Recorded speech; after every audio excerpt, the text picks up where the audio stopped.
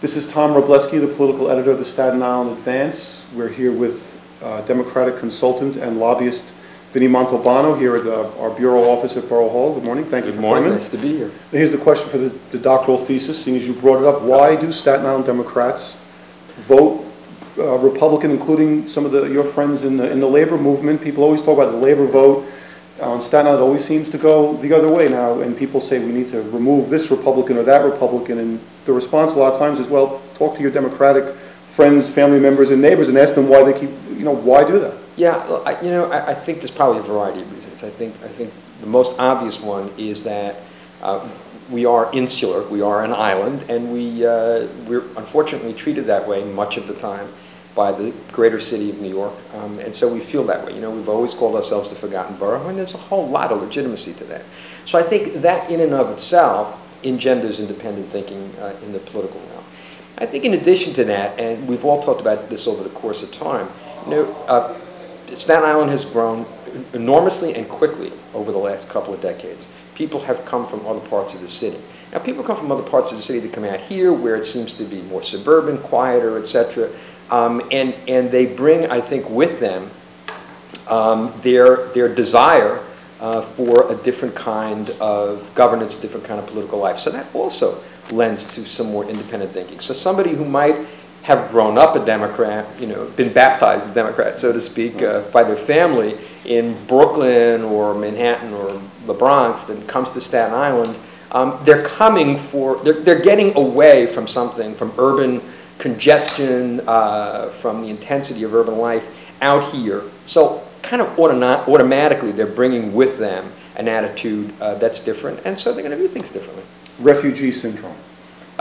Perhaps, if you want to refer to that. Democrats always talking about turning the tide here on Staten Island. It's been a long time since they held the top offices. There's a lot of people, you speak very often about aiming at the year 2012 is when things could really start to happen in a very meaningful way for the Democratic Party, of course, if they start doing the groundwork now. Why don't you talk a little bit about sort of the dominoes that could fall and could help the Democrats here? Well, it's always been my theory, and I think we should explain to your viewers that we picked 2012 because it is the first year after the census, the first election after the census, where reapportionment kicks in. And that means the districts are realigned and the enrollment within the districts are realigned. So as far as the congressional race is concerned, I have always maintained that we should continue to run strong races against Vasella. And again, based on what I said before, I'm trying to be consistent here. In doing that, you also get a chance to see who your candidates are, who's real, who's not real. But I think the next real possibility of the Democrats unseating a Republican in that district is in 2012, when the district will be reapportioned. Staten Island is gaining a lot more population. Parts of the Brooklyn district are changing and becoming less Republican and more Democratic.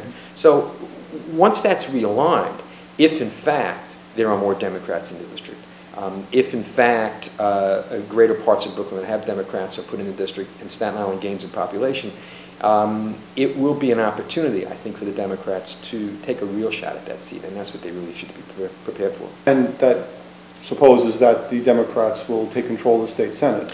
It certainly would be easier if they take control of the state Senate.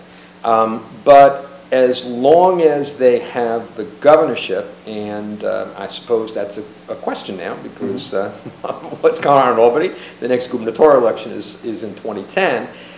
If they have the governorship, which they didn't have last time, and they have the assembly, which they should be able to continue to have, and if they are close enough in the Senate, well, then everybody is going to make the deals necessary for their own good.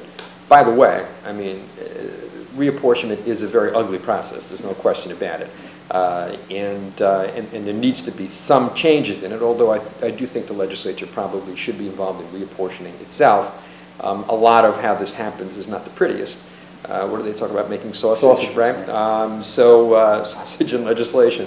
But given all of those factors, even if Democrats are not in the majority in the Senate, I think that there's a greater possibility that this district might be apportioned more beneficially to the Democrats. Vinny, thanks for spending the time this morning. Thank you for having me. I appreciate it so much. Okay, thanks a lot.